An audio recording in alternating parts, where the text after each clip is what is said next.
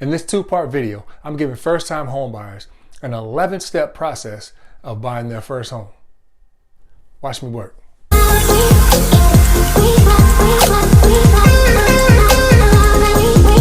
Hey, how's it going?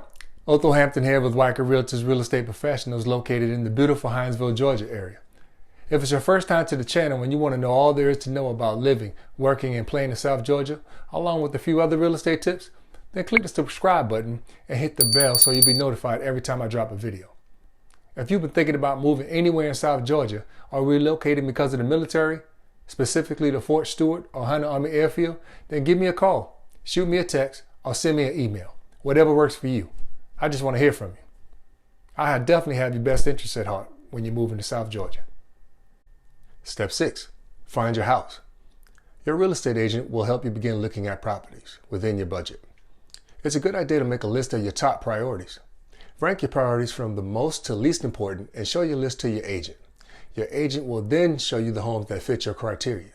You may need to spend some time searching for the perfect home, so don't get discouraged if your hunt takes a little longer than expected. Step 7. Make an offer on a house. When you decide to make an offer on a home, your agent will submit a purchase and sale agreement. Most offers also include earnest money deposits.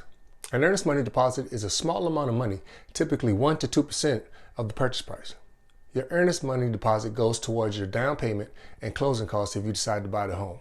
If you agree to the home sale and later cancel, you can typically lose your deposit, but I'll save that for another video.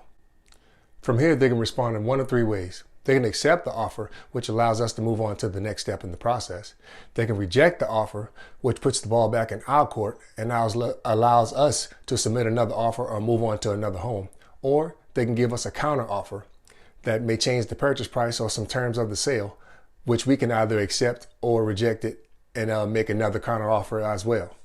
Negotiations may go on for some time after we submit our offer. Let your real estate agent help you manage the negotiations, and don't be afraid to walk away if you can't reach an agreement.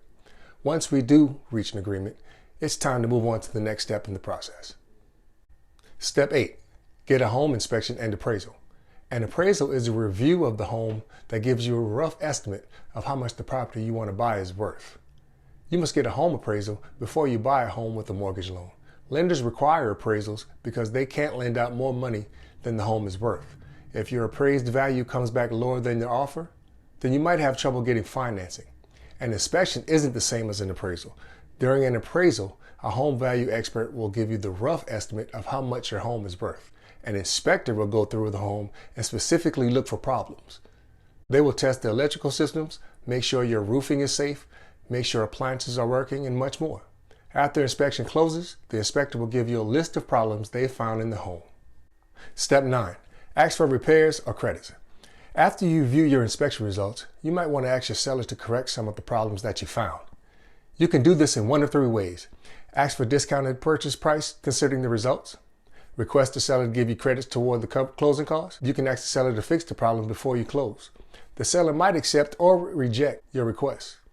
If the seller rejects your request, it's up to you to decide how you want to proceed. If you have an inspection contingency in your offer letter, you can walk away from the sale and keep your earnest money deposit.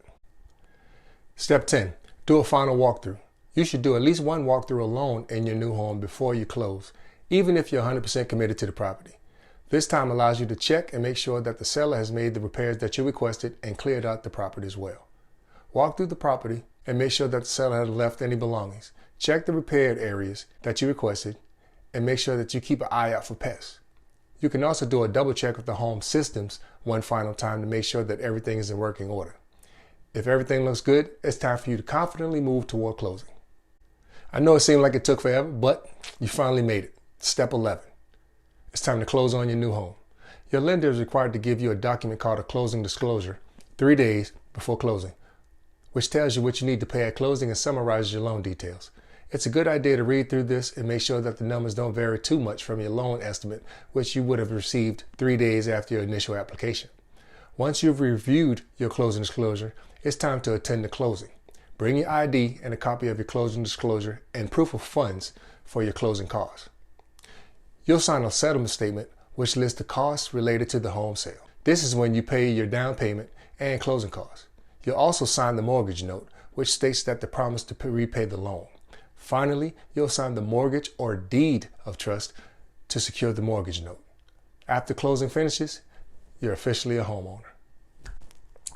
If you're a first-time home buyer and you happen to come across my video, I hope I did you some justice and made you feel a little bit more comfortable with the steps of buying your first home. I know it's a scary situation, but with the right knowledge and the right person in your corner, you're sure to be successful. Happy house hunting.